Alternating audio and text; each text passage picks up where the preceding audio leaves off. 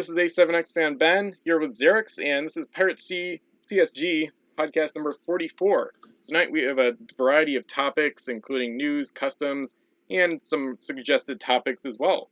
So, how are you tonight, matey? Yeah.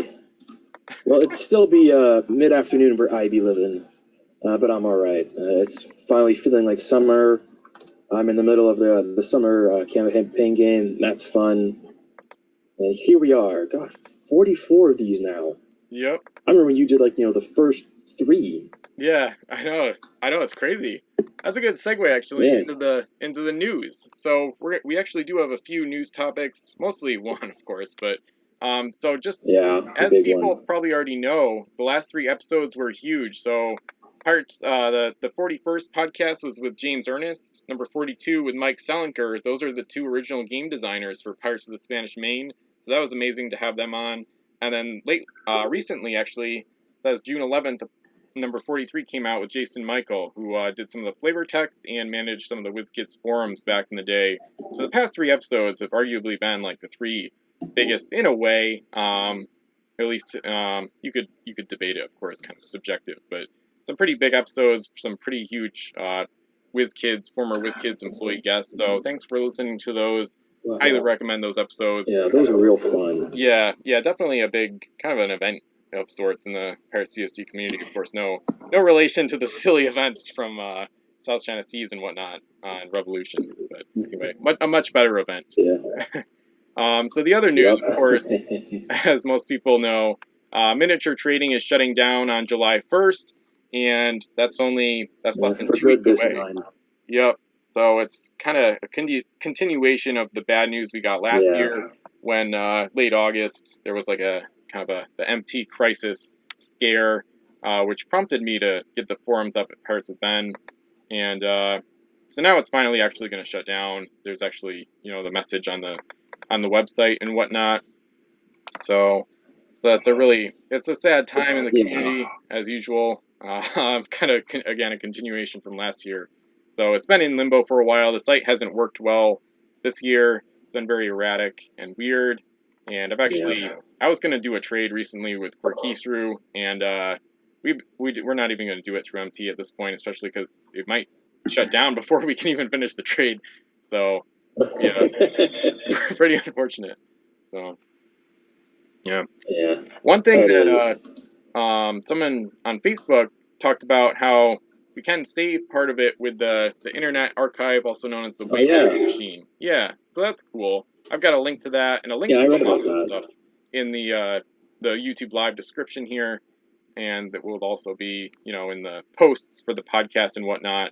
So I haven't gotten into that yet, and it's one of those things where you don't really own the content. So unfortunately, the Wayback Machine could fail someday too. So there's no guarantee of content staying on the internet, but it is a way to try to save things. So I'm going to look more into that this week and hopefully save even more stuff. I saved a lot of stuff last year, but mostly in like picture form, sometimes in text form. But there is a little bit of light in the tunnel, I guess you could say. So. One thing I've noticed with that, from using it to access the old WizKids Pirates website and forums, I think Wolf was the one who kind of first did that at Miniature Trading a while ago and posted about it. One thing I've noticed with the Wayback Machine is that you can get pages and see them, but then when you click on a link to anything else, that anything that's linked also has to be saved in the Wayback Machine. So you basically have to save like a ton of URLs to make it work. So like you could save the Pirates forum page, but then if you click on any thread, it'll say this page is not archived. So it's a little, it would take a while. I don't know if there's like a bulk URL submission, but I'm gonna get into that this week a little bit, hopefully. So. Yeah, I know nothing about how any of that works. Yeah, so. I haven't really tried it yet. So, yeah, yeah. I'm gonna try to see. I got banned, but I can still access the site, and I think I can still search for my stuff that I posted in the forums and the fleets and whatnot. Yep, nice. So what I think I might try to do in the next couple of weeks, if I'm not doing Century Economy, making reports for that, trying to find a job, etc., I'll just either use the like a screenshot or sniping tool to take pictures of it, or just migrate the text to a Word document and like save it on like a hard drive or a flash drive that I've got somewhere. Yep. Yeah. Yeah, I saved all my fleets and miniature reviews. I might actually, just in case, just a warning for anybody that sees new fleets at miniature trading in the next like 10 days or whatever. There's a chance, because of how good the fleet system at MT is, and with the, the miniature pictures and everything, I love the expanded view where you can see the ship pictures along with all the stats and abilities. I might actually go on a fleet binge to submit a bunch of fleets, and then, but only, I'm not going to write up descriptions there. I'm going to write up the description and whatnot on Pirates with Ben, and just save the pictures from MT and publish them as like fleet posts at my website. Because I don't really, I think it would be the best way to do it, rather than just trying to list the fleets out at Pirates with Ben. Miniature Trading has such a good system with the database and whatnot that I think I should just dump them there and then just put them right on Pirates with Ben immediately as like picture form, like the full page screen captures. Yeah. So if you see like a bunch of new fleets randomly right before the site shuts down, that's the strange reason why. So anyway, I hope to do that. I don't know if I'll have time, but hopefully. And UI Doom is actually commenting in the YouTube live right now. He talked about how he tried a few offline website tools and the server has all the images blocked, so you can only save web pages with broken hyperlinks. I had a little bit of experience with that with HT Track last year when I was trying to save a bunch of stuff from the site based on a suggestion from somebody at the subreddit, and it worked okay. It's just kind of hard. I don't know. I'm just not very good at using it. I was able to grab all the pictures, and I have posted links to those, or a link to like a Google Drive folder somewhere. And I saved a bunch of other stuff with that too, but and then he says it's really hard to preserve any site pages. The site is coded with JavaScript and some Ajax protocols running on the back end, which is making it really hard for me to help. So maybe the coding and design of MT is inherently difficult to work with in terms of saving it. So I don't have any technical. Flawed. Yeah, I don't have any technical experience with websites really. So like the Pirates of Ben fixes is just like me Googling and try to figure stuff out like on the fly basically. So yeah, but anyway, at least there's some stuff we can do. And I have saved. There's an Imgur folder that I've linked to in the past. I saved quite a bunch, dozens of thread topics actually from miniature trading last year, like last fall, in picture form. So there is a bunch of content saved. It's just kind of overwhelming, so it's kind of wild. Alrighty, so MT shutting down. But that gets me to a question though. So what are our best memories of miniature trading? And I would say mine would probably be a combination of the fleet challenges and also a lot of the classic discussions, like some of the old time forum members like Lord Stew, Maciver, Master and Commander, Captain Nemo, so many good ones, Ned Lands, I mean, and just so many others, Old Man and Full Ferns, of course. Just a lot of the old discussions and the sense of community that was kind of fostered there over the years. So I would say threads, fleet challenges, and just in general, how perfect the site was for pirates in terms of trading, fleet building, keeping track of your collection, and miniature reviews to a lesser extent. So a lot of great memories there. Do you have any best memories? Echoing some of the same sentiments. I mean, I lurked on the forum. I didn't join for like half a year, but I could still see some of the stuff that was going on and etc. and so forth. So I remember I think reading I think it was before you even put together the thread of threads. I think finding links to old threads, fleets, miniature reviews, is this ship good or is that ship good? Yep. And then once I joined and started getting going, I really enjoyed the custom ships thread. Mm-hmm. That and the battle reports, either me, you, or whoever else jumped in there, just saying, oh, is there a new one? Oh, what's Ben done this time? Yep. I was like, oh, okay, that wasn't Ben, but hey, what's this other person done? Yep. So those were real fun, doing those. Yeah, I agree. Posting the first Century of Empire game that I did back in 2015. To this day, I think it's the largest, at least in terms of map size, game that I've ever played. Yep. I mean, it's like one side of it was like 16 feet across, so it was like this uneven square thing. Yep. Yeah, I remember that. That was awesome. It was like huge. Yep. Hmm. Uh, man, a lot of there's so many classic things there. Man, oh man. Yeah, and then once you put together the thread of threads, I think when you first did that, I just like I went through and looked at, hey, where's all these old things from like way back when? Yep. Like I remember you linked one of like the great spam bot attack of like 2012 or something, Yep. and I remember reading that like 2 or 3 times through. It's like, well, that looks fun. Yeah. Yeah, Of Laura course, Jen beating up a lot of at the that. time, it probably wasn't, but Yeah. reading about it secondhand, and then the other thing was there was another one you linked in there, like result of review war, where Oh like yes. back in like 2012, 2011 or something, there were like some people who abused the fleet rating or the review rating system, and like 3 or 4 people all got banned. Yes. And it was like 2 or 3 people that had like dummy accounts and all this other like drama. I was like, oh. So, reading about it secondhand was like, okay, that sounds fun. Yeah. Reading about it secondhand, but living through it probably wasn't. Yep. Yeah, It kind of exactly. reminded me of when Want Krakens was on the forum, Yep. and when he started just like going off on people, it was like, okay, dude, time to stop. Yeah. Yeah, I've actually got that up now. The result of Review War. The Review War of '09 has reached an end. This is by Colring BK, or Coloring Book, I think is what Oh its yeah, username Killing is Bick. intended to be. And To I think he was reiterate like how the to be first banned from this admin site. or something. Yeah, I think he was a herald actually back then. Oh yeah, 2009. Yeah, how to get banned, and it says cussing the herald out through the PM system. yeah, that doesn't Uh, sound like a good idea. yeah.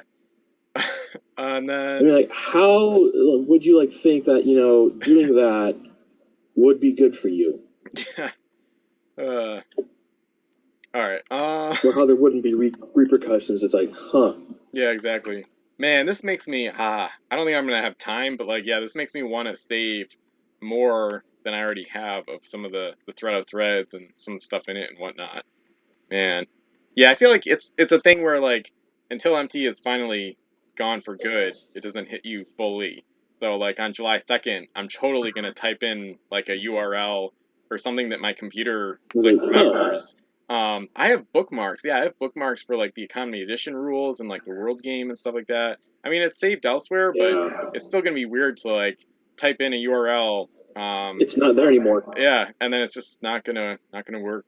So, man, I might have. I don't know if I'm gonna be able to. I might try to save more than I thought I could, but yeah, Yeah. no promises, to say the least.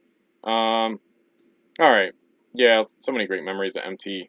And I would highly recommend anybody to check out the Thread of Threads in this last week or so, to see kind of some of the history of the Pirates community and whatnot. So, and the naming of Yeah. the statting of the ships in a bottle, that was pretty crazy Oh for one yeah. man to acquire And how I think the it was like Seops. yeah, everyone had like this crazy idea for like the stats for the Castige, Yeah, and then Wolf was like, what if it's just like doesn't have an ability, and it was yeah, like, oh yeah, that's probably the best idea. It's like, yeah, oh, why didn't we think of that before? yeah. It was pretty funny. Yep. All right. So the next one is, have you played recently? And I know you have, so I'll let you talk about that. And I've got a link in the YouTube live description for anybody watching.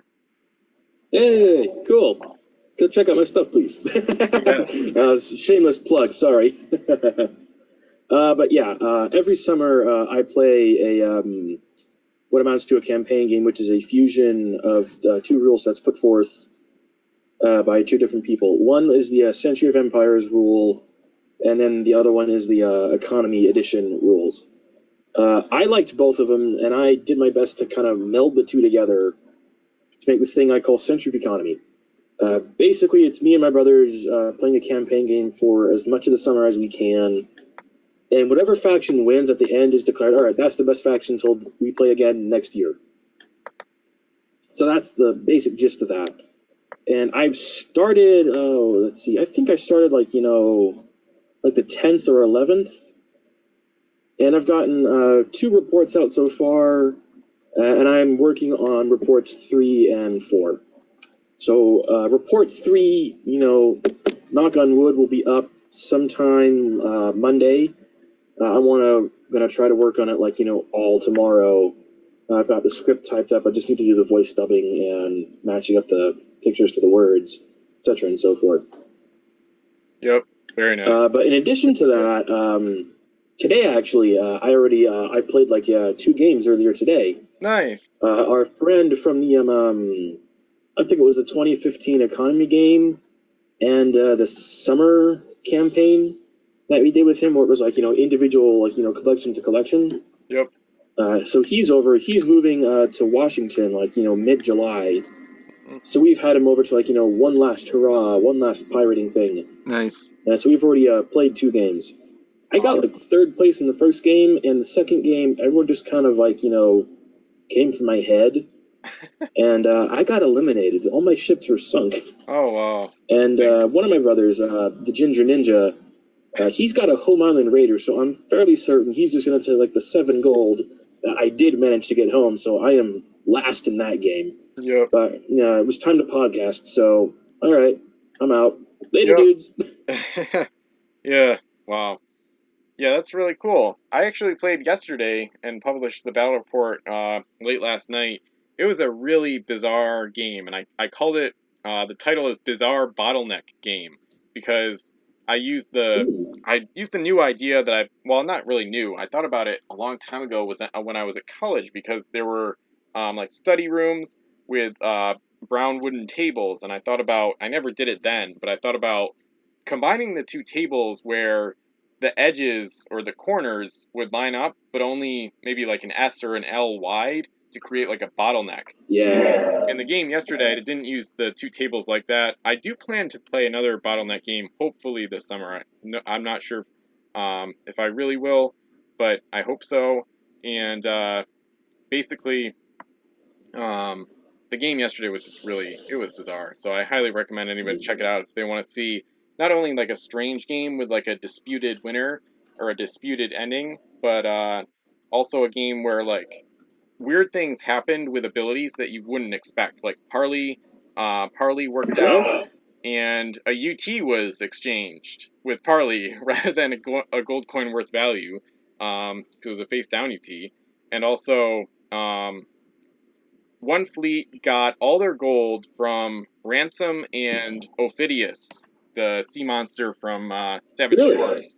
That gets you can board it and take its segments for gold, for 2 gold each.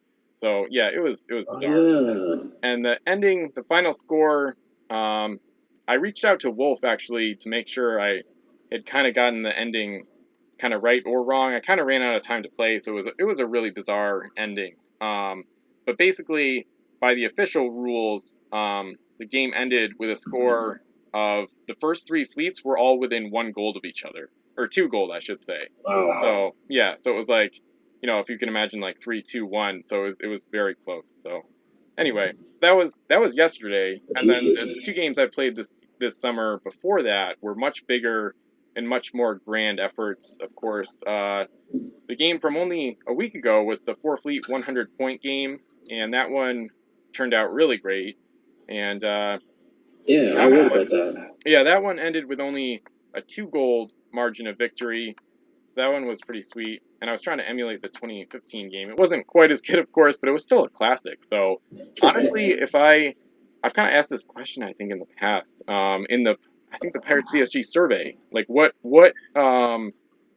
kind of scenarios or what setups have resulted in your favorite or best Pirates games?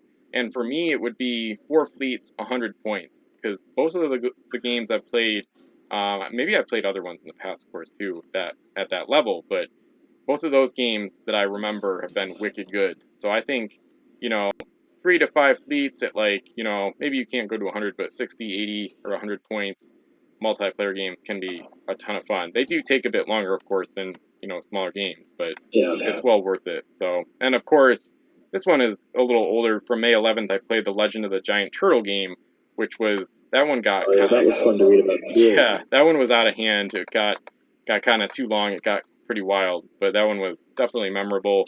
And I'm hoping to use the giant turtle again, and I'm so glad I remembered this. I forgot to write this down in the podcast doc. So it's perfect that you're on the podcast because you know how we played the Savage Shores anniversary game last November for the 10th anniversary of that set being released? Oh yeah, with all the turtles that were moving around. Exactly. So we had the great turtles, and now I've actually I basically have I never opened any Savage Shores Scavania, and it's just gonna be really silly. So I'm not really trying to do a big grand reveal. That's why I'm already talking about it now. I hope to play it before July 4th. We'll see if it happens.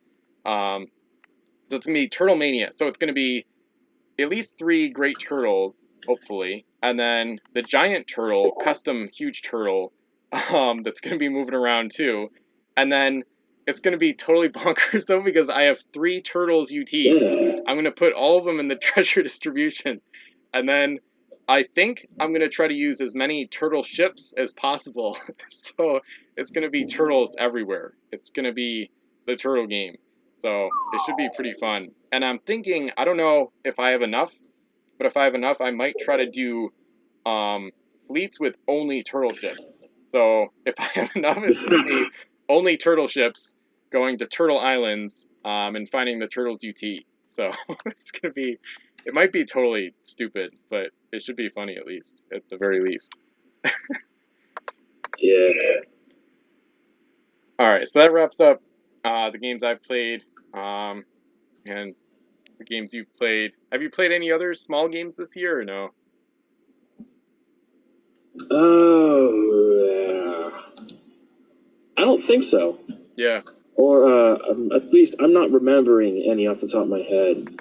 Yep. There might have been some, like near the beginning of the year, like January, February, where my brothers and I just broke out ships and didn't necessarily play a set of games, but had a bunch of all right, okay, let's have a a deathmatch game.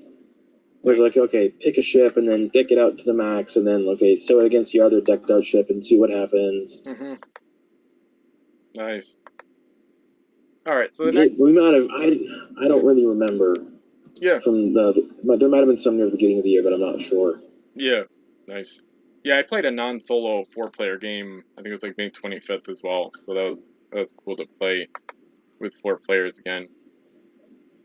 All right, so the next one, this is a suggestion that I think I went over on a previous podcast, Game Essentials. So I don't think I mentioned it at the time.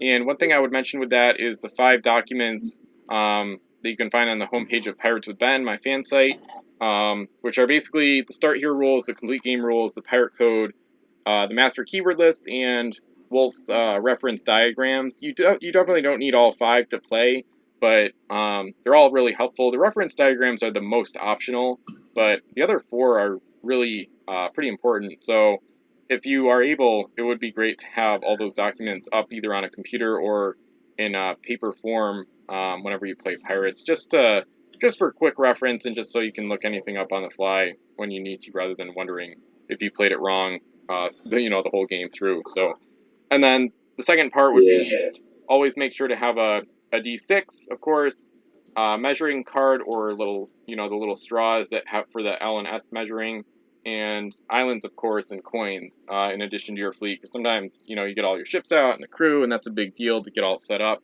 And then you realize you don't have an extra deck plate or, your own coins or any UTs you might have wanted to include. So it is a game with a lot of components, so it's not, it's not a game that sets up quickly, but it's usually worth it because it's a lot of fun to play and to see it and document it. Yeah. So. Once you get set up for one game, you can pretty much use the same setup but just change it slightly. Yeah. And that's what we did today. We played the first 70-point game, finished it, and said, okay, let's go again. Same home islands, same everything, but slightly different fleets. Mm-hmm. And 70 points again. So that's what we did. Yep. Yeah, it makes sense. Yeah, it's good for convenience. All right, so Velm, or VE1M, had a request from the podcast thread at Pirates with Ben, and he asks, have you ever tried to use alternating turn-by-turn combat for individual ships during combat? So it's the type of thing where everybody moves and then everybody shoots rather than having one person take their full turn, things like that. Or at least that's the general idea.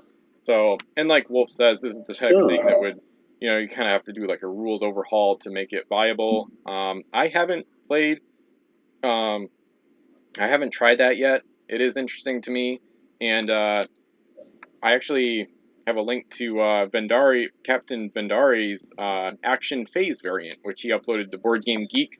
So that one is interesting. I have it downloaded and stuff. I haven't tried it yet. It's the type of thing that seems like it would hold potential, but I don't know. There might be a lot of rules interactions with it. It's also the type of thing where there's a I haven't tried that either. Yeah. Yep. It's the type of thing where I have a ton of like different ideas for Pirates games, like Turtlemania and the Bottleneck and things like that. So I just don't always get around to all of the different things you can try. And even in the game ideas page or thread that I made of all the different stuff, I've only tried maybe 10% of less of all those ideas. So and there's that massive scenario compilation at Board Game Geek. It might be 50 or 60 pages long. And I've only played a small handful of those, so it's pretty intimidating to get into. So, but anyway, so Vendari actually has his own action phase variant. It's called at Board Game Geek, where you can find it. So, but yeah, to address the question, I haven't tried that. It's just yet another thing I'd like to try, but haven't yet. So. No, I haven't tried that either. For the most part, I haven't tried fiddling around with some of the core mechanics of the game. Yeah. Like, the combat rules or anything like that. Because, while I probably could do something like that, I don't think I would want to. Yeah. Because I'm, weighing, the energy to, do a rules overhaul like that, and then, only me and my two brothers play it that way, and no one else does. So, why do that? Yeah. Yes, yeah, you get on Vassal, and then it's like, wait, how are we going to play this? So, yeah. Yeah, just like how that happened to me a while ago when I played a Vassal game with Vendari, and I just assumed we were going to go until all the gold was gone, and then, midway through, I realized, oh, wait, he's using, the half gold total rule. I'm like, oh, okay. Yep. So, okay, I'll do it that way then. Yeah, you have because that's like I never play it that way. I go until all the gold is off of islands or a fleet is eliminated. Yep. Yeah, I prefer that's that too. usually how I play. Yep. Yeah, I prefer. And those are apparent house rules. Yep. So the alternating combat thing, that sounds cool, I guess, but that would again fall under one of those things where it's like, Yeah, exactly. Yeah, it's such a huge change that it's also like you have to commit to like a gaming experience using that, which is fine, but it's like trying to use wind and like return fire in the same game like all of a sudden. Like it's a big deal to set it up and to like figure it out and figuring out like which version of those rules you want to use, and then you have to come up with how abilities interact on the fly. Like for example, with alternating combat, I don't know what captains, I don't know, I guess they wouldn't be useful at all. So you'd have to figure out. I mean, you'd have to base your fleet's crew setups around the rules potentially, which changes your whole thinking. Yeah. So, yep. Would fundamentally change how people approach, the game and strategies and whatnot. Yeah. Because as the rules are currently, being quick and getting the first shot in matter a whole lot. Yep. Which is not necessarily how things were historically, but that's how the game is set up to be played. Yeah. So change that, and it changes. It's basically an entirely different game.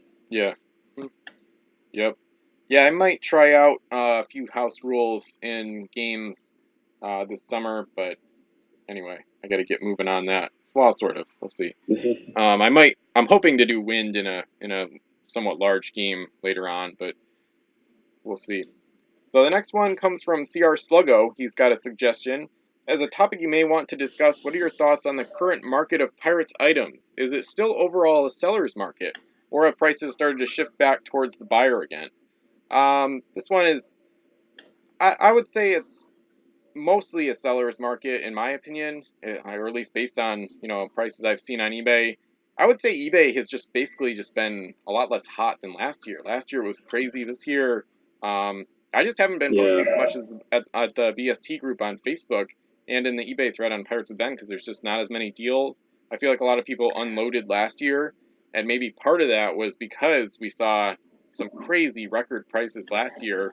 Like almost $500 for a punched set of South China Seas is the one I remember, and a lot of Yeah. other big prices. So, um, so I would say it's still sort of a seller's market, but it doesn't feel like a buyer's market simply because it seems kind of scarce. There's not that many good deals, and like a lot of the like individual stuff on eBay is way overpriced, and even some of the packs too. I've noticed Yeah. things have increased. I think I saw the other day. I want to say I saw 36 packs of Caribbean for like about 130, and I want to say it was 100 like Oh, last good year. So grief. yeah, so I think overall it's a seller's market, but more because of scarcity than I don't know. I haven't really seen crazy auction prices this year. eBay just seems more dormant than usual, and I don't know. It's not the greatest time to buy, but at least that's what I've seen so far. Yeah.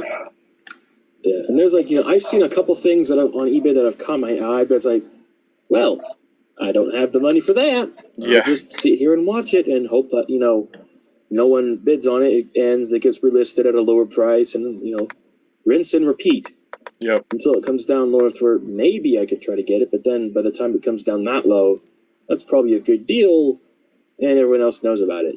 Yep. I mean, I don't think I've bought pirate stuff off of eBay. Oh, probably since almost 2 years ago. I think Yep. it's been a while since I bought any new pirate stuff. Yeah. Yeah. I haven't bought too much either, really. I had my eye on some things recently, but then they blow up at the last second to the point of like insanity. I was looking at a lot that had no bids until I want to say like the last 10 minutes or something. And so I thought I had a chance. And then, in the last 10 seconds of the auction, it's got the timer, it's like counting down. So you feel pressure to like put up a ton of money to try to get it. So it's counting down. And then all of a sudden the price just goes up by $100 to $150 and it went out of my range. I was like, okay, never mind. I guess I had no. It's like you have no shot after all. You no bids for Nope. 6 days, so you feel like you've got a chance, and then last 10 seconds, $200 increase in the price. So it's like okay. Yeah, that's the other thing too. When I look at listings, I like, okay, if it's an auction with zero bids, fine, whatever. But look at how many people are watching it. If there's like 10 plus people Yeah, I've seen that. watching something that's got like zero bids, as I expect for some last second sniping. Yep. For someone Yeah, to try and just try and get it. Yep. It's ridiculous. Oh yeah. Okay, I'm seeing. So I just did my little search for Pirate CSG and items being bid on for Pirate CSG as a keyword. I see this tiny Crimson Coast lot, Spanish Main lot. That looks okay, I guess. And then I'm seeing a couple Fire and Steel SE Special Edition boxes. So not too much right now, but a Guichuan just sold for $42.05, but it was punched. So that was still the lowest I've seen the Guichuan go for in a short while. So Yeah. and it looked like it was in pretty good condition, but whatever. I'm super happy and glad that I got into Pirates before like 2015 because like I got so many good deals from 2011 to 2014. I feel really lucky that I was able to get in with basically a buyer's market, which I didn't realize at the time. But when I think about some of the deals I've gotten, I haven't really had to spend as much as some other people to acquire a decent collection. So anyway, Yeah. all right. I'll ask you the next one first. What is your favorite strategy? Uh, hmm. Okay, there's like two answers to that. There's my power gamer strategy, which is UPS. I really like that. That's fun to do. It can win you a game really quickly, as evidenced by the tournament, by the various Vassal tournaments. but that is like reserved for like competitive games or when I feel like flexing on the people that I'm playing with. Mm-hmm. My favorite one that isn't necessarily like power gaming. I really like gold capture and that whole ability. Yep. I mean, the second game that I played today, I decked out the Akua Lapu with like Bonnie Peel, Crimson Angel, and a Helmsman, and I was gonna try to go get some like expensive crew, but I got one shot like as soon as I moved it away from my home island. It was like, well, there goes that. Yep. Oh. Yeah, mine would. How about you? Yeah, mine would fluctuate. I would say based on game size more than anything else. Like my favorite strategy in the campaign games is like the arms race and everything like that, and it would depend on like faction too. So if I'm playing as the cursed, I'm gonna go with a more wacky strategy or more. I don't know. I might use like more crew killing abilities or more like mind control. Of course, that's one of my absolute favorite strategies. Mind control. That's the 70-point fleet I made quite a while back, actually, where you try to control your enemy's fleet with like a combination of Davy Jones rolling sixes, the L movers, mysterious islands. There's a lot that goes into it. UTs can help as well. It's not very practical at all. That would be one of my favorite casual strategies. But like you, sometimes when I want to win or need to win, I would say combination of like the extra action ability, like HMS Titan, sack. The Loki's Revenge was devastating in the 4 Fleet 100-point game I played last Friday, the 14th of June. So sack is, man, there's nothing like a guaranteed extra action. You know it's coming, and you can just use it to just absolutely dominate. So it's cheap, and it's not exactly the right price, but yeah, I would say that's it's a tough question for me because I have so many favorite strategies. Like fog hopping is fun. Home island raiding can be Oh fun, yeah, especially that's with another like one that I like. yeah, Grim the Savage. Trying to come up with fun strategy combos that involve like complicated combos. That would be one of my favorite strategies. Like trying to get Grim the Savage for like Home Island Horde, as I call it, on like a 10 master. That's awesome. Like a treasure ship. That one is fun. Yeah, you actually did that once. Yeah, yeah, When you and I played that, like I think it was the 500-point Water World. a 200. You Yeah, had him but on it the was fun. Bouchon or Yeah, whatever it was, yeah, it was great. and I think you either had the Savage Shores versions of Bianco's Haulers, or Yep. just copied the ability from somewhere else in your fleet, Yeah, it was crazy. docked at my home fort, and just like that's gold's all mine, and you can't shoot me. I'm docked. It's like, Yeah, well, that okay was then. yeah, that was so unique because it was one of the only games I've played where everything went right. Like everything I tried to do or wanted to do went like pretty much exactly as planned, which happens probably once every 100 games or whatever, or once every 70 or something like Yeah. that. So, I mean, yeah, I played. I think I'm at 430. Oh, I don't think I recorded the play from yesterday on Boarding Geek, so I might be at like 431 or 432 total plays.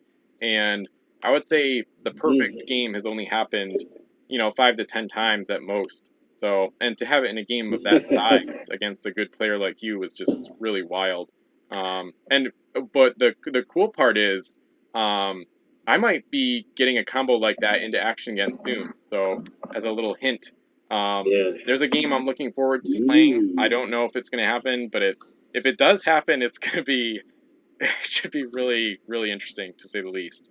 Just thinking about the fleets I have getting prepared for it has me extremely excited. So a combination of fleets I've used or I haven't used, but I created a while back, um, and a combination and some other fleets that are going to be new using some old combos that I really like. So I'm super hyped about it. But anyway, I got to stop talking and get playing eventually. So.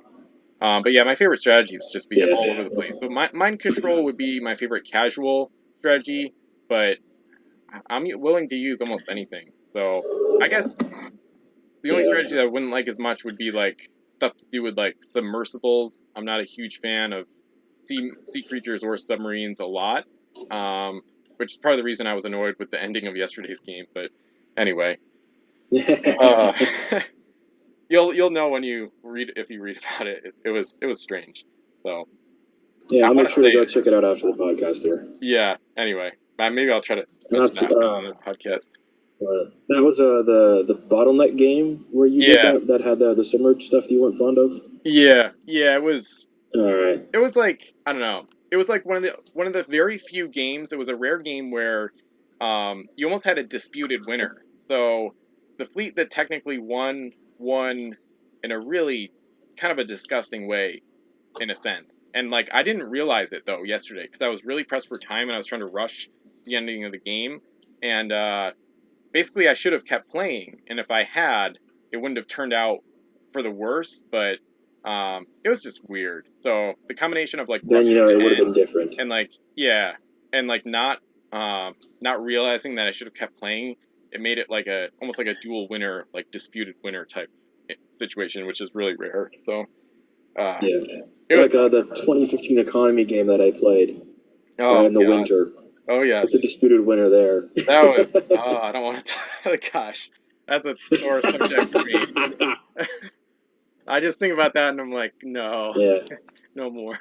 yeah. Uh, As an addendum to the favorite strategy thing, something that I don't do often, even though I probably should do it more. Like things involving sea monsters and sea creatures, like sea dragons, titans, krakens, etc., and so forth.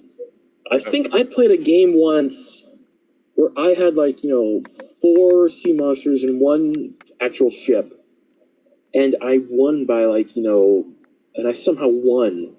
I think it was like a deathmatch game, or it was like a regular one, but I somehow managed to win with like 4 sea monsters and 1 ship. It was like, huh? Now, how did I do that? yeah, that is wild. Nice. Uh, yeah, it's the type of thing I think where both of us have played so much that we have many favorite strategies, depending on game size, the faction we're using at the time, and things like that. So, yeah. Yeah. All right. The next one is, what is your favorite ingredient? You're cutting out a wee bit there, man. Oh, okay. Yeah, just let me know if it gets bad. Um, what is Well, you've your been kind of going in and out, like the past minute or 3. okay? All right. I've been hearing like every like 3 words, sort of. Okay. Huh. Hopefully it'll get But better. I'm okay. Yeah. Well, at least we got the podcast doc too to It might be keep on track of mine. stuff. There's a thing on Discord that says RTC disconnected.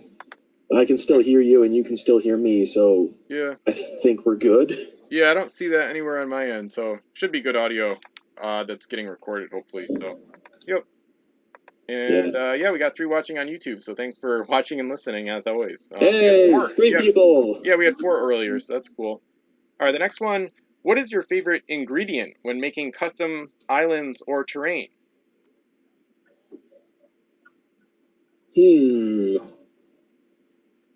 I don't have like a favorite ingredient. Mm-hmm. There's like things I enjoy most when making an island Mm-hmm. or a terrain piece. Yep. I would say, So yeah. I would say for me, it's like probably. the favorite. Huh? Oh, sorry.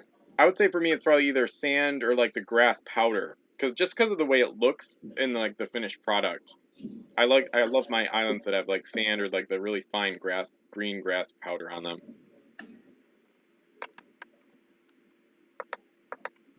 Yeah, that's all right, I suppose. I mean, when I make the islands, I am like concerned sort of secondly about like the paint and the sand and stuff. Well, it's difficult to explain in words. Yeah. Like I said earlier, I don't have like a favorite ingredient, Hmm. but there's things I enjoy doing, like the initial carving of the island out of the foam.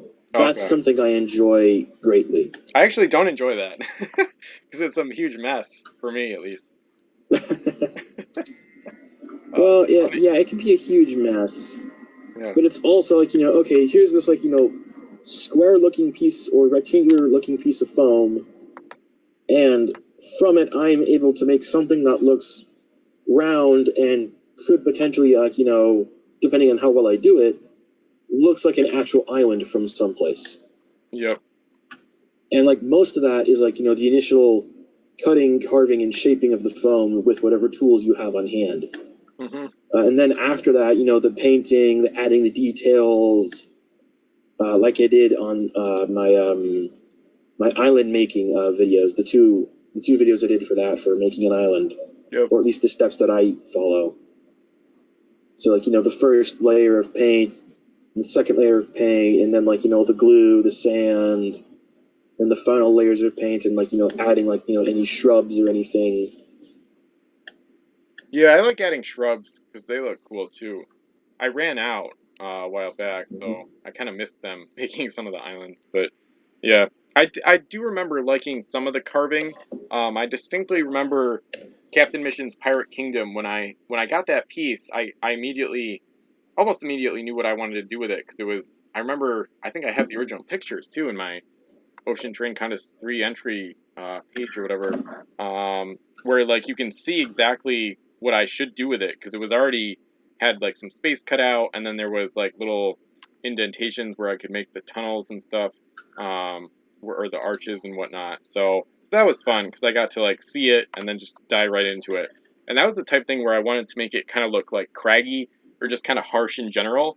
I didn't have to worry about smooth sides or like certain angles or anything, so I just like hacked at it with the utility knife and didn't care about like taking huge chunks off. I was doing that on purpose, so it was kind of nice to just not worry about what it would look like or getting a certain thing to look perfect. I just like hacked it the top of it until it was like all like rocky and whatnot. So that was kind of fun actually. Yeah. And then a kind of a follow up. What is your favorite or most useful tool when making things? For me, it would probably just be the utility knife going into the foam. Could be like a paintbrush. I've actually used scissors rather effectively. Um, so yeah, for me, it'd probably just be a knife of some kind. At least with foam islands, which are Same here. yeah. I don't have a utility knife, but I have like an X-Acto knife, and I've got this like this razor toothed saw thing that I picked up at a Michael, and like between those are what I use to carve out, cut the things out, let the rough shape. And then actually after that, my most favorite or useful tool is this steel ruler that I use to just drag across the foam to make the jagged looking cliffs Oh, and okay, stuff. nice. Oh, that makes So sense. those are probably the most useful things. Like paintbrushes. I have for some reason, me and my folks have like a ton of paintbrushes from like way back whenever. So I've always just kind of had brushes, and so I was like, yeah, okay, brush, whatever. But like things that I didn't have like before, like the knife, the little saw, the ruler, those to me are more useful because I didn't have those already.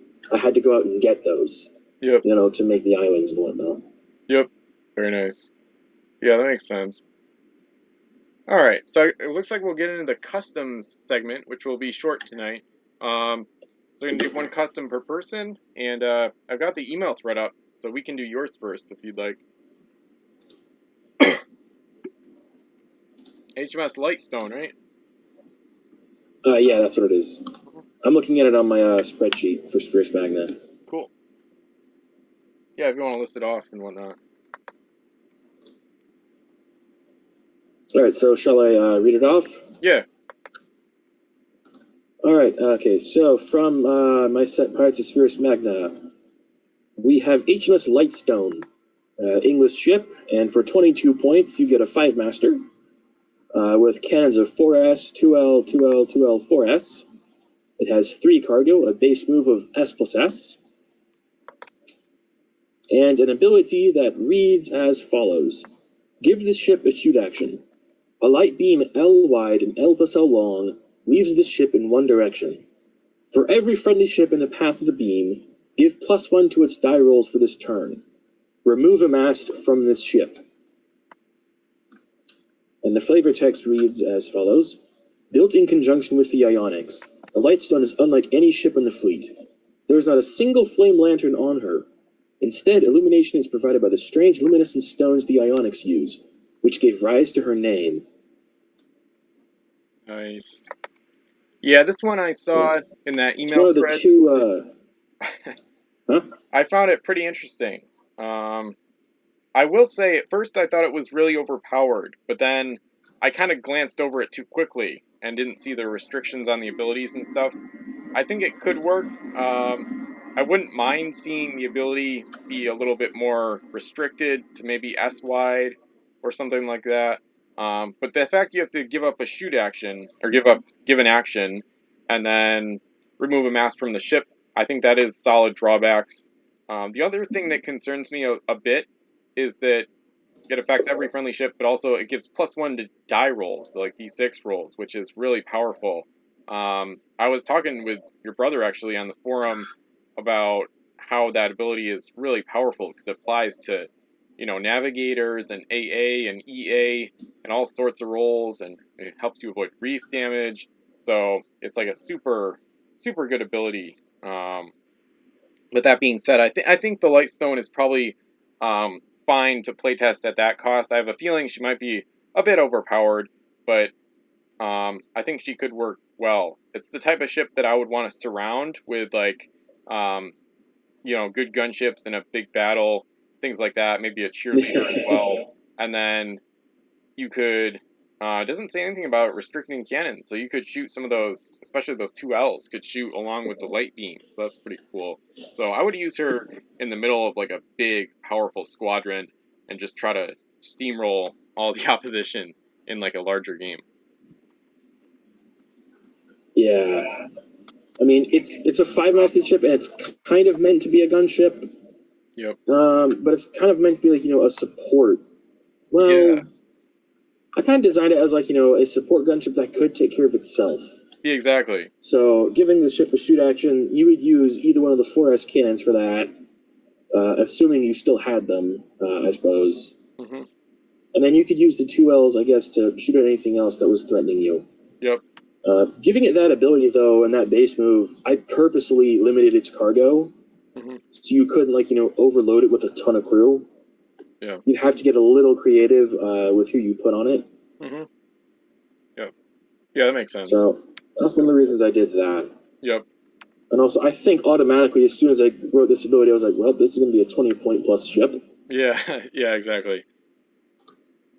Yeah, that's the type of thing where you could affect multiple 10 masters potentially. I mean, it would have to work out perfectly, but you could use that in conjunction with like the Shui Jian or whatever and try to get, +1 to D6 rolls on a lot of cannons and abilities and whatnot.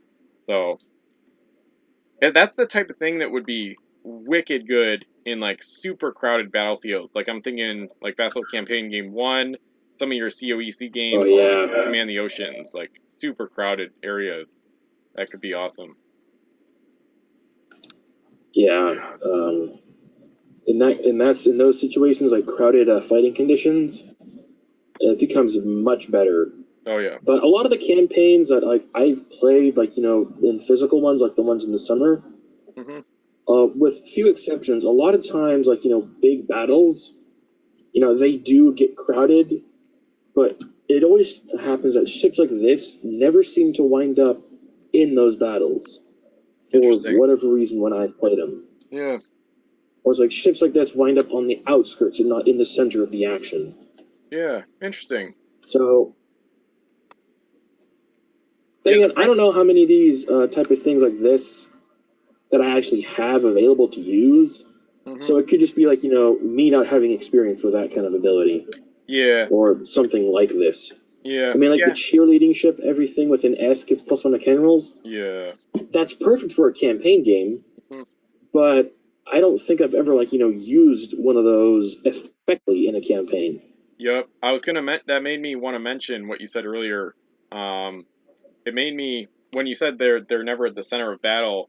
I feel like I haven't used them very effectively either in campaign games, except for the French in Command the Oceans, where I specifically remember they had, I want to say multiple ships, like the Solitaire and the Crete Argentine, in their battle against the Americans at the Flat, and I remember they were super effective in those battles because they were kind of like they were like sort of like right behind the front lines, and the battle was so crowded that they couldn't move much, but they could just move around just enough to be able to give multiple ships, multiple bonuses each turn, basically. And I think that was maybe a minor reason, but maybe one of the many reasons that the French were able to best the Americans in battle in that game. Those little sloops came in real handy. So yeah, it's kind of a combination of timing, like launch planning, like making sure you have them with your battle squadron, and then obviously not having them be sunk like early in the battle, which is probably a good idea for any opponent, because when you've got a little one master that can easily be rammed, derelict, or sunk with 2 shots, perhaps, running around giving +1 to cannon rolls for 2 4-masters would be like world hater on 8 cannons essentially. So it adds up quick. So they can be effective, but the French just had that perfect combination of timing and placement. But usually it doesn't happen like that. So I understand where you're coming from with that angle. All right, so we'll get into the ones from Pirates of the Epic Seas. So this is my custom set, the fantasy set with 1,000 custom game pieces in it. So we go to the cursed section of the limited editions, and we find the Devil's Wrath, which is a 37-point 10-master, and it's got 4 cargo, S+S base move. The cannons are 2L, 2L, 3 3Ss, and then 3 4Ls, and then 2 2Ls at the back. So pretty good cannons overall. A link to Diabolos, we'll see in a second. And the Devil's Wrath has abilities of junk. The junk keyword, of course, broadsides attack, which is not very useful, of course, on a junk. This ship cannot carry gold, but this ship can shoot at submerged submarines.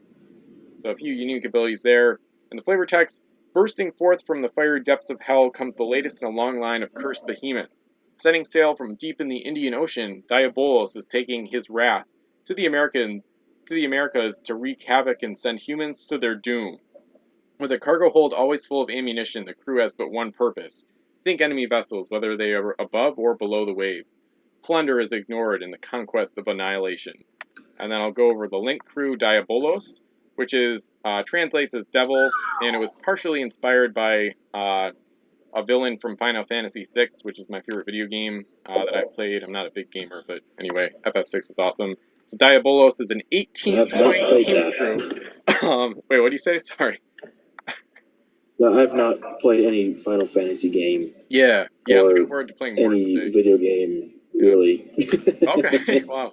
So Diabolos is an 18-point name crew linked to the Devil's Wrath, of course, and you'll see why he's so expensive in a second. He has the loyal cursed keyword, the captain ability, and once per turn, choose one enemy ship within L of the ship. Roll a d6. On a 5 or 6, eliminate 2/3 of that ship's mass, rounding up from 0.5 and greater, ignoring all defensive abilities. This crew may use his abilities only aboard cursed 10 masters. And the flavor text for him says, called by Xenthalos from hell itself. This guy. Called by Xenthalos from hell itself, Diabolos is as close as mere mortals can get to seeing the devil himself. Upon seeing the dominance of mankind over the world's oceans, he flew into an unstoppable rage. Often using a flash fire burning power, he can destroy masts and rigging with blasts of fire with nearly no drawback. Rumor has it that he can fly. If true, his newest opponents in the Atlantic will be charred corpses on the ocean by month's end. Oh, wow. Yeah, so this is where you get the Epic Seas name from, stuff like this.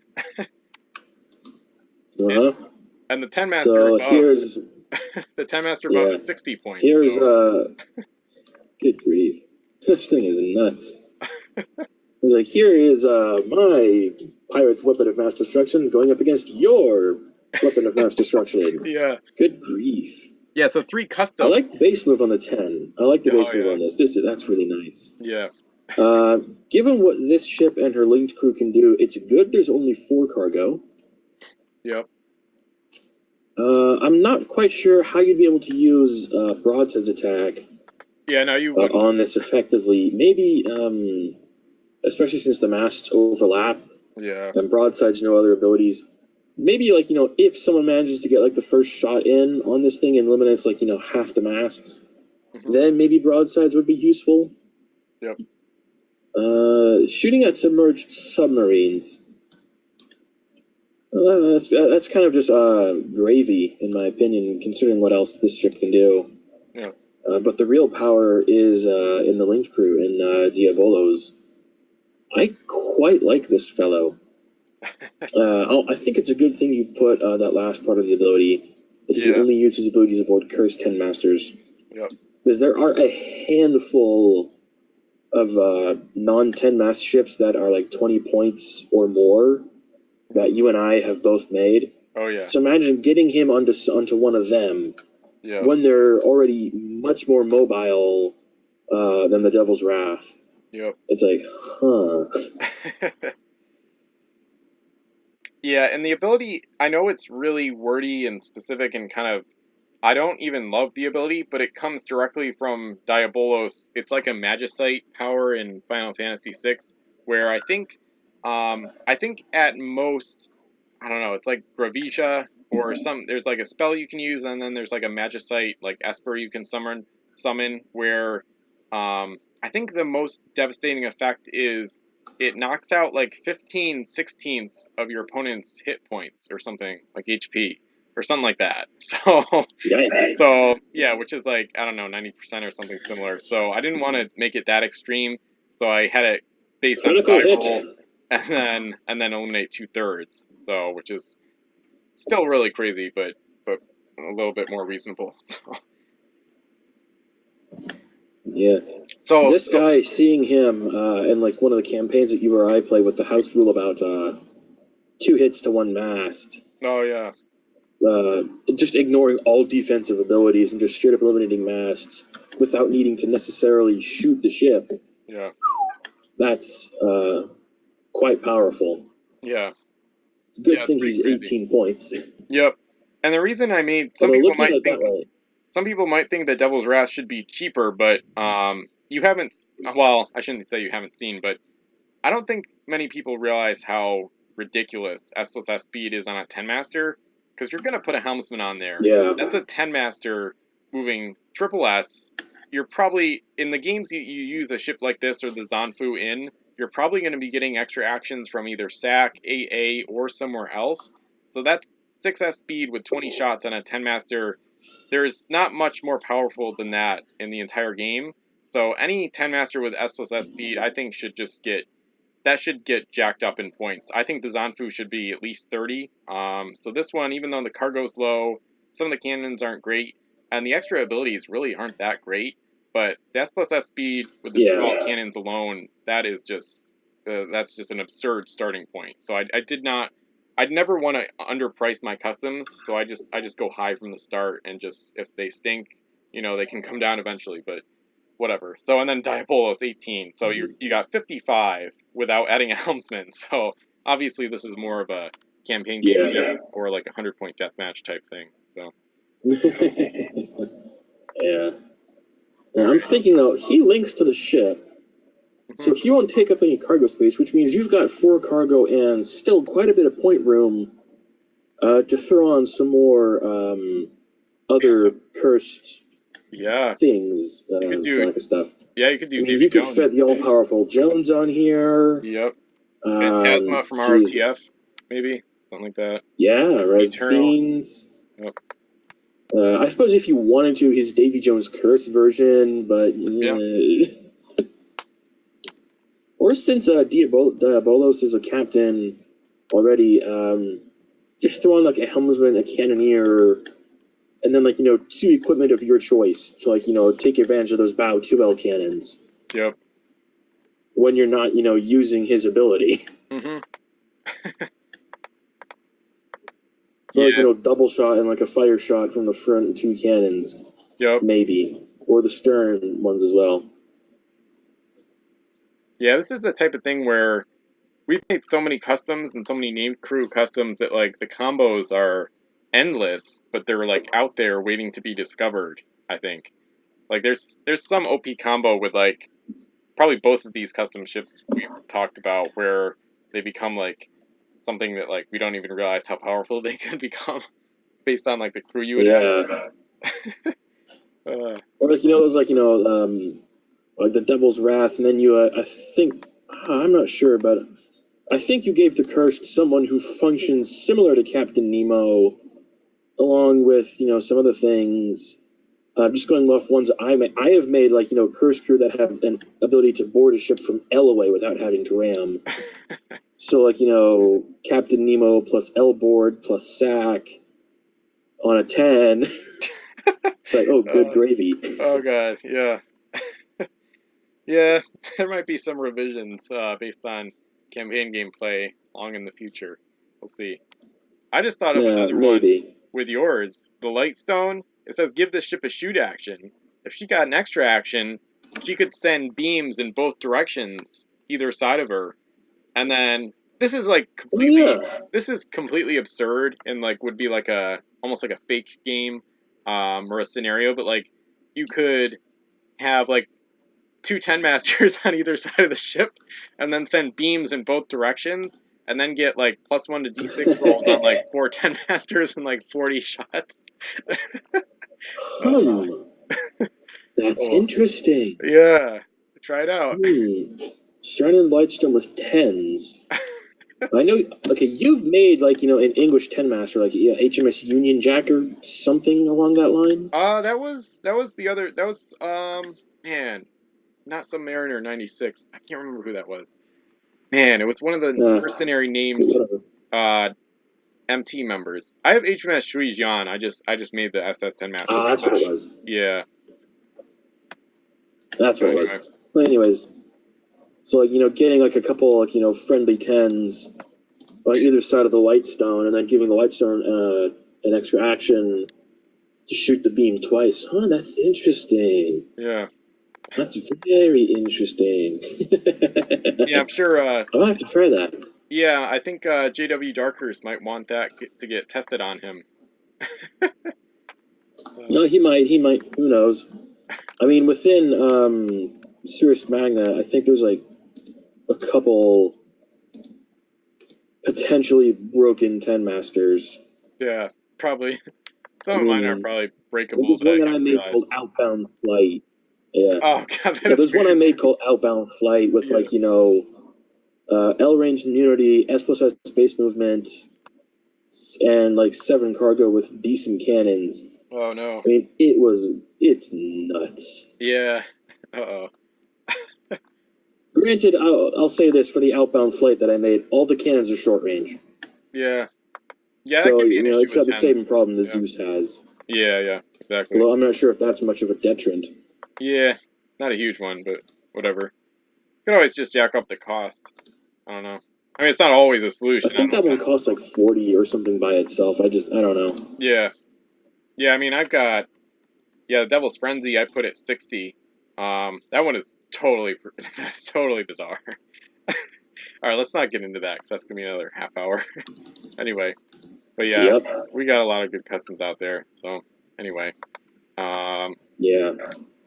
so I mean, getting into, there's so many that, like, for this summer, I'm saying only the first two that I made, which is Return of Davy Jones and Fiends of the Blood Islands, yeah, and Darkhurst's first one, which is Pirates of the Dark Tides, and that's it. yeah, Nothing no, else. I totally understand that. Nothing Yeah, from Cazador, none of yours, yeah, none of the other ones that Darkhurst has made, none of the other things. yeah, Not only because it's so many and I'm never going to be able to use all of them, but like I like bringing the custom ships I make like on paper. I like to bring them off the paper with an actual model. yep. So I don't have the spare ships to make like 3 or 4 full sets of custom ships. Yeah. I mean, it's like, yeesh. Yep. Yeah, and I was a little disappointed when I saw that, but then I was totally understand it because like I'm totally overwhelmed by the idea of using like a ton of customs in games. It's totally. The other thing is, especially with a timed game like that where you only have the whole summer to play it.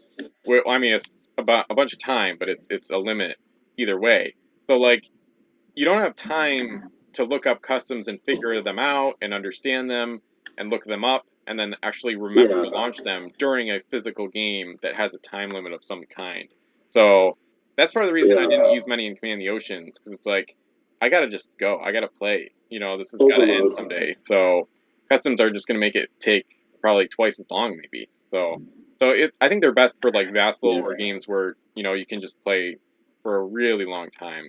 Endlessly, potentially. Yeah. So then you can Like, spend that like was like, then you can like casually spend like an hour launching a bunch of customs and then not have to worry about that impacting the state of the game, or other people like trying to hurry you up when you want to use customs but don't have time for it. So yeah, they're a big logistical. That was one of the other reasons that I started Savage Seas, the SS project. Yep. I mean, that's kind of like one of the underlying goals for that whole thing.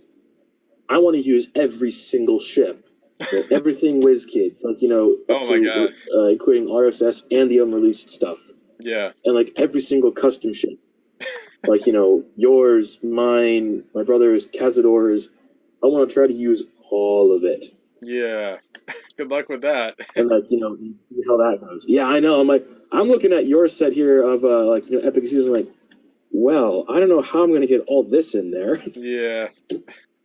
I think we're both gonna. I mean, between that CG4, the hourly campaign, and then hopefully the historical games, I think we'll both be struggling to do that even by decades from now. We'll have to play to like 2080 or something to get them all in games, test them out. But oh well. Yeah. All right. Well, So we're reasonably young. We've got time. In theory. Yeah, exactly. Internet connection is getting better and better. Yeah. Hopefully there will either be a Soon we'll to have or pirates in VR. yeah, exactly, something better than Vassal, hopefully, or less laggy, I guess, for big games. So, all right. Yeah. So the last few segments are just really short, funny things. Somali cruises cruise along Africa's east coast. Welcome to Somali cruises. It's like a safari, only better. Safari is the Swahili word. So is this adventure. like a legit thing, or is this someone being very tongue-in-cheek? I don't know. Let's find out. Safari is the Swahili word for adventure, and that's just what we have in store for you. We sail up and down the coast of Somalia waiting to get hijacked by pirates. We encourage you to bring your own high-powered weapons along on the cruise. If you don't have weapons of your own, you can rent them on the boat. Don't miss the boat. The boat departs from Mombasa and docks at Djibouti Harbor.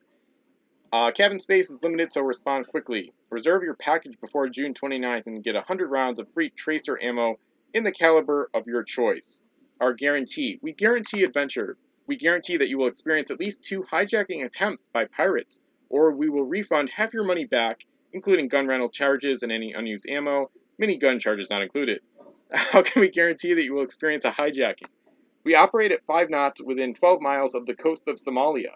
If an attempted hijacking does not occur, we will turn the boat around and cruise by at 4 knots. We will repeat this for up to 8 days, making 3 passes a day along the entire length of Somalia. At night, the boat is fully lit and bottle rockets are shot off at intervals, and loud disco music beamed shoreside to attract attention.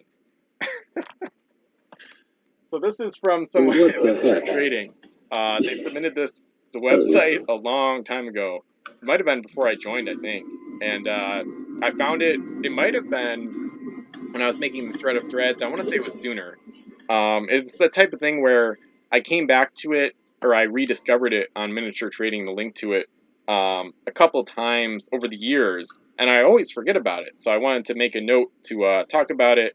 Just have a silly thing for once in a while, and it's fun to kind of look around the site. It's really basic, and of course even the advertisements are sleazy.